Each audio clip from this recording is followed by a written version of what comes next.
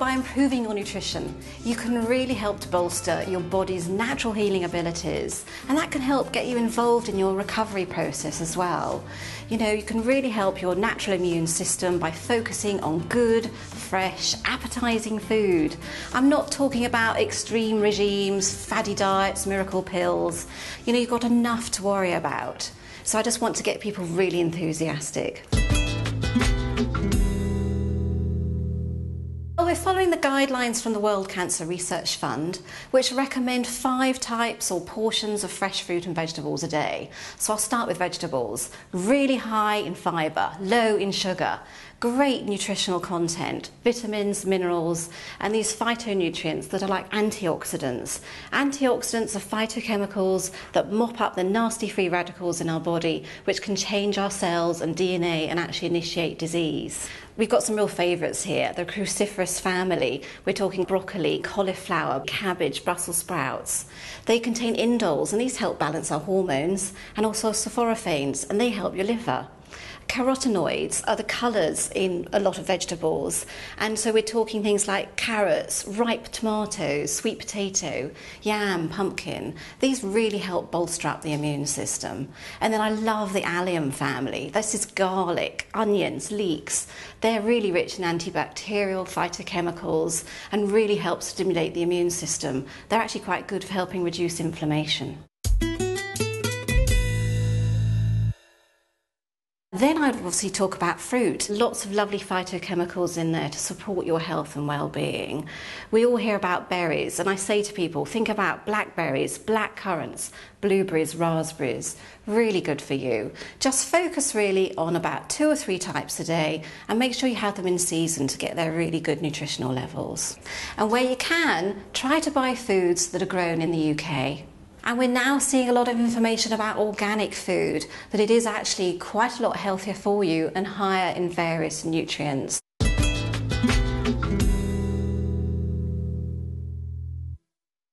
Fresh fish, really rich in zinc and selenium to help your immunity, and those brain boosting, immune boosting, omega essential fatty acids. Oily fish are the ones to choose for those essential fats. So think about salmon, mackerel, sardines, herring. They can be fresh, they can be canned. And sort of moving on to fats, you know, if fish isn't your thing, then look at seeds to get those really good boosting nutrients. Again, you've got zinc and selenium in nuts and seeds. And then for those essential fatty acids, I'm talking things like flax seeds, pumpkin seeds, hemp seeds, and their associated oils. So a few nuts and seeds on a daily basis is quite a good idea. Good healthy snack.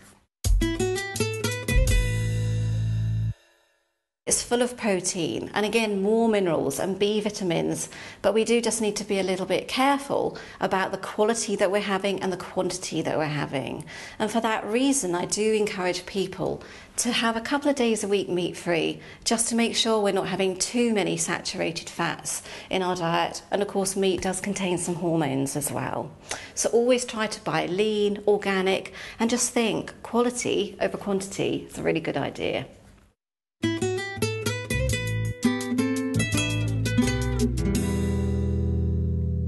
Fiber's great because it really helps your digestion and absorption of nutrients. It's really important for maintaining the balance of bacteria in our body, particularly in the gut. And so that can help with regulating bowel movements. And it can be quite good to help issues around diarrhea and constipation. So do think about good fibre in your diet. It's found in fresh fruit and vegetables. Think also pulses, and that's lentils, beans, so aduki beans, kidney beans, chickpeas, those sorts of things, whole grains, unrefined rice. It also helps you feel full. It adds bulk to our diet, and that's really good for helping regulate the appetite. Then I discuss water with people. Hydration is so important.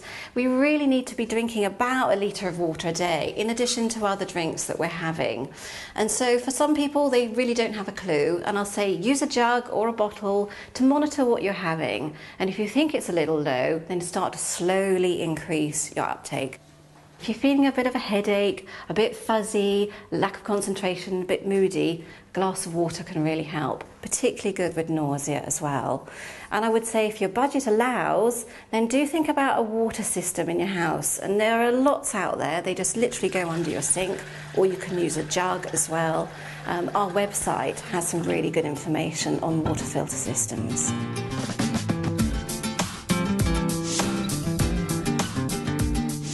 Well, there are a few food groups that we just need to be careful of, which in excess can be quite damaging for our health. And the first would probably be sugar.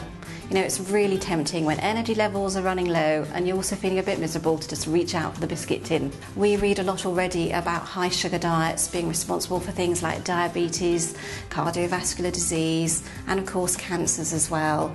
So I'd really encourage people to focus on fresh food instead. Dairy products can be a bit of a concern for people. Many breast cancers are hormone receptive, and so it's important to reduce your exposure to those particular hormones, especially estrogen. And of course, dairy products is quite a high source of estrogen in our food. I'm talking obviously cow, sheep and goat products here. What I encourage people to do is rotate their products, their dairy intake, with other alternatives.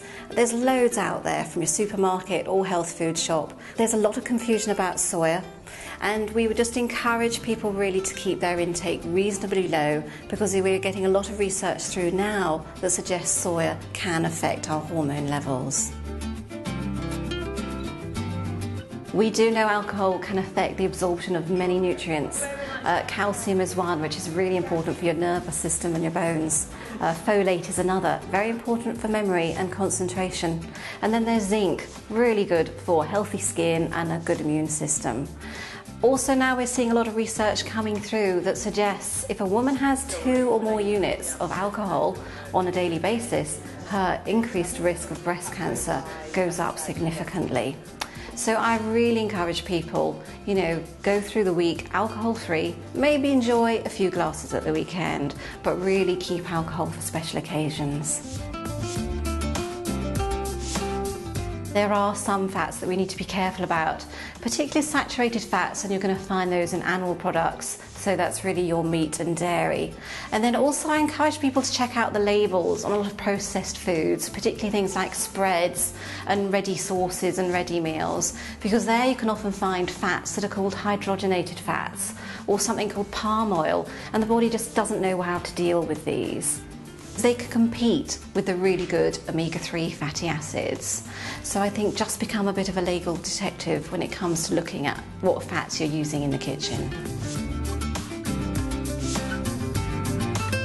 We find it in a lot of confectionery, convenience foods and all those lovely snacks as well. Salt can really affect hydration, and when it does that it can often also affect our energy levels too. We know that high salt can also deplete calcium in the body, and that can lead to things like osteoporosis.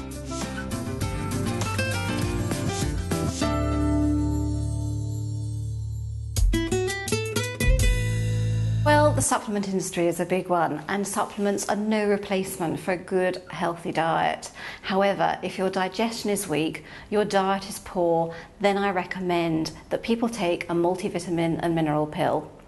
If you're vulnerable to colds and infections, you may want to consider vitamin C. And if you don't like fish and oils, to get those essential fats in, a fish oil supplement can be useful. Something else I would consider is magnesium, and that's really helpful for joint pain, anxiety and insomnia. However, do focus on your food. And when it comes to buying supplements, I would say seek out a nutritionist.